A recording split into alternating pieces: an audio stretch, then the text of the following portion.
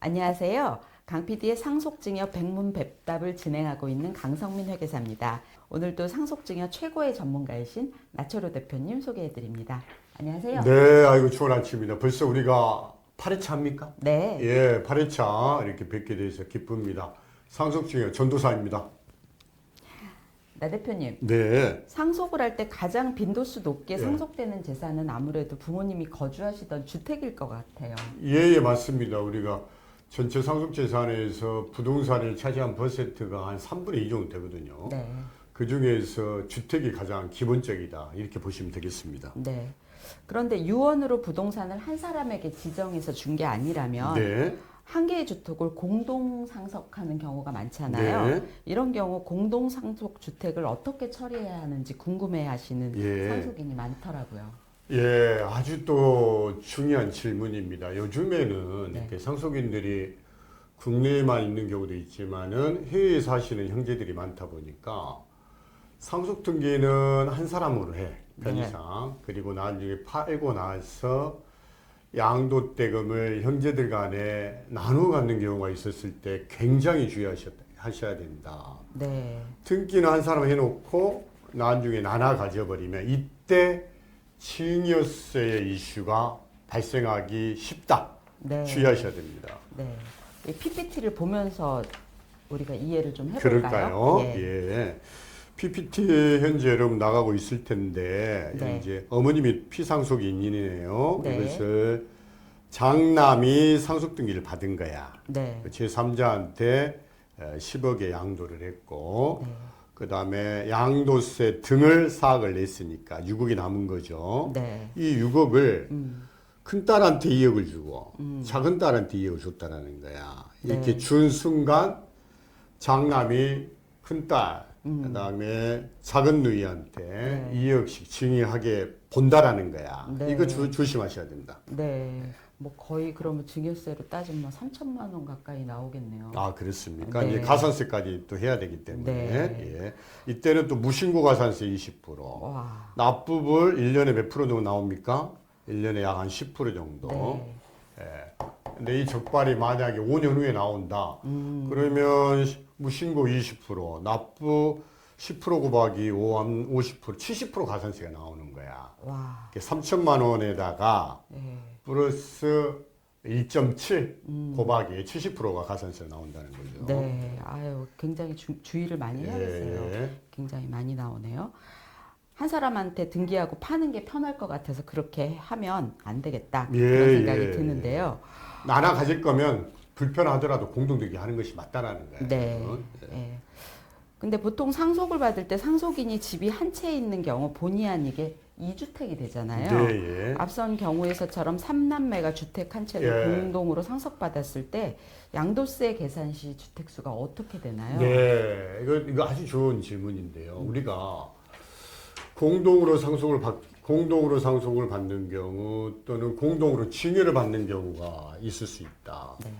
예를 들어서 우리가 자식이 상속인 또는 수증자가 세 사람이 칩시다. 네. 자원. 첫째로 우리가 자원이라 합니다. 실무에서. 그다음 네. 자투, 자쓰리 이렇게 있는데 생전에 공동으로 증여를 받는 경우 3분의 1씩이 자원, 자투, 자쓰리가 3분의 1씩 증여를 받았다 사전에 누구 주택으로 봅니까, 피디님? 3명 각각 다.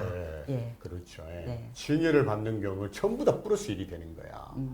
각각 자식들이 주택이 있으면 공동으로 증여를 받아버리면 전부 다주택자가 돼버리는 거야. 네. 근데 공동으로 상속을 받으면 어떻게 되겠습니까?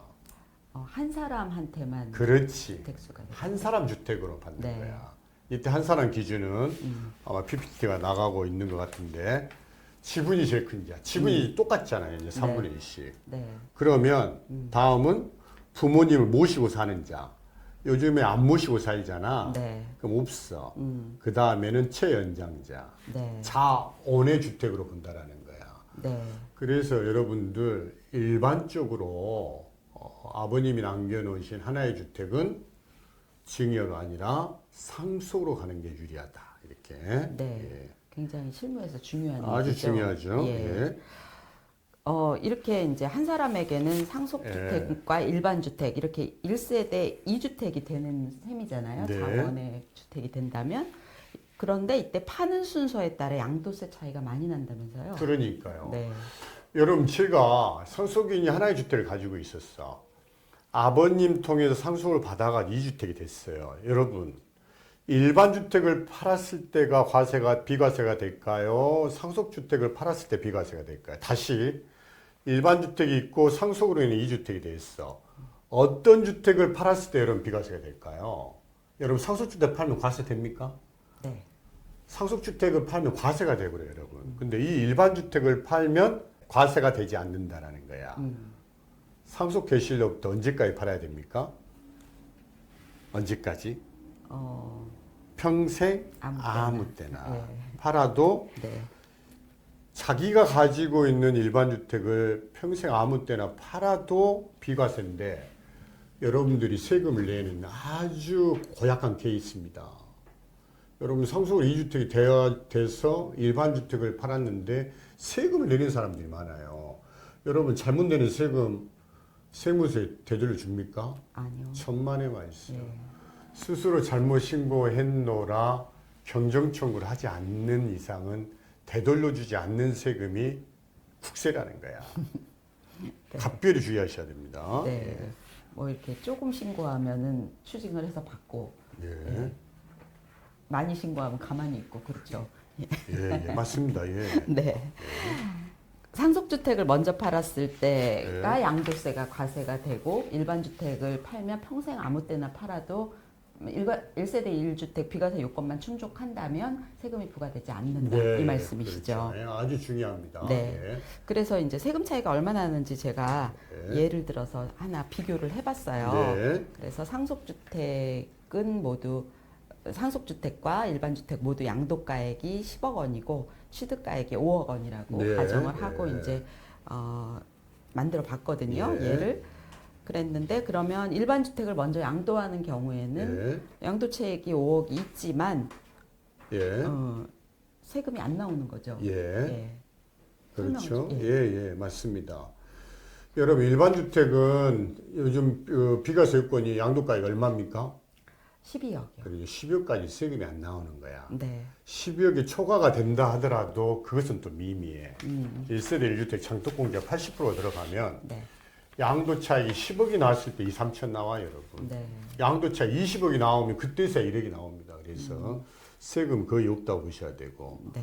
상속주택을 팔면 과세가 되는데 양도차익 5억인 경우에는 2억이다. 근데 이것은 네. 한 사람 기준으로 이제 계산한 거고 보통 상속은 이제 공동상속을 많이 받다 보면 이제 세금은 낮아질 수 있는데 네. 한 사람 기준으로 했을 때는 2억이 나온다. 이렇게 네. 보시면 됩니다. 알겠습니다. 그런데 상속인 중에 예. 이제 우리가 집을 가지고 있다고 이제 계산을 한 거고요. 예. 상속인 중에 이제 무주택자가 있다면 예. 그 사람 지분을 좀 높이는 건 어떤가요? 그러니까 예를 들어서 공동으로 상속을 받았을 때 무주택자가 받는 게 제일 좋지 않겠습니까? 네. 그래서 무주택자 지분율 한 1% 정도 더 올려서 네. 무주택자 주택수를 보는 것이 기본적인 절세 전략이 되겠습니다. 네. 그런데 이제 1세대 1주택 비과세가 적용되려면 2년 이상 보유 요건이 있잖아요. 네. 근데 이제 상속주택을 판다고 생각을 했을 때 네. 피상속인과 동일 세대에 거주하고 있던 상속인이 주택을 상속받아도 2년 후에 팔아야 비과세가 되는 건가요? 우리가 이제 이런 조항이 있어요. 네. 상속인과 돌아가신 아버지가 동일 세대로서 거주하고 보유를 했다면 그 보유 기간 인정해 주는 조항이 있어서 네. 동일 세대원이라면 보유 기간 2년은 인정을 한다. 네. 이렇게 보시면 되겠습니다. 그러니까 뭐 동일 세대에 있던 배우자나 직계 비속이 상속을 받아서 바로 팔아도 비과세가 될 수 있겠군요. 네, 무주택이나. 보유 기간 인정해 주니까. 네. 그런데 이제 12억이 넘으면 양도소득세가 나오잖아요. 예. 그럴 때 장기 보유 특별공제 예. 적용할 때도 이렇게 되나요? 예. 여러분 우리가 현재 장기 보유 특별공제는 상속인이 취득한 시부터 적용이 돼. 네. 피상속인을 쫓아가지 않습니다. 네. 그러니까 상속인 취득 시기는 상속 개시일로 이렇게 이해하면 되겠습니다. 네, 알겠습니다. 그런데 지금 상속인의 양도세를 살펴본 거거든요. 상속주택의 양도세. 네, 네. 그런데 종부세에 대해서도 우리가 알아야 될 게 있죠. 여러분, 이게 우리나라의 주택수 계산이 이제 그 세목별 차이가 나. 네. 양도세 주택수는 방금 이야기했잖아요. 네. 예. 근데 종부세는 상속받은 주택은 5년까지는 주택수에 산정을 하지가 않아. 네. 5년까지는. 그러니까 우리가 현재 종부세가 3주택부터 중과잖아요. 현재. 네. 그래서 주택수에 들어가지 않으나 5년이 넘으면 주택수에 산입이 돼. 네. 단 지분율 40%. 그다음에 공시가액이 수도권 6억, 비수도권 3억인 경우에는 포함되지 않는다. 네. 40%와 일정 공시가 이하인 경우에는 평생 상속받은 주택은 주택수에 포함이 되지 않아서 네. 중과세를 계산할 때 빠진다는 거 네. 여러분들 유의하시면 되겠습니다. 네. 중과세만 안 되는 거죠? 중과세를 네. 판단할 때 네. 주택수에 안 들어간다는 이야기죠. 네, 네, 네. 종부세 자체가 과세가 안 된다는 이야기 아닙니다. 네. 네, 차가 없으시면 좋겠습니다. 오늘 강 PD의 상속증여 백문백답에서는 상속주택에 대한 이런저런 걸 알아봤는데요. 정리를 한번 네. 해주시죠. 네. 여러분, 등기를 했으면 나중에 양도대금은 등기한 사람 기준으로 나누어 가져야 돼. 그렇지 않으면 사전증여의 이슈가 있을 수 있다. 그 다음에 여러분 공동상속을 받은 경우에는 지분율 큰 자, 거주자, 연장자 순으로 계산을 한다. 네. 단 종부세 계산할 때는 5년간은 산입하지 않는다. 네. 단 일정 지분율 40%죠. 네. 일정가에 수도권 6억, 그 다음에 3억인 경우에는 주택수 계산에 들어가지 않는다. 오늘 핵심이었습니다. 네. 오늘도 굉장히 유용한 정보 전해주신 나철호 대표님께 감사드립니다. 감사합니다. 네, 감사합니다.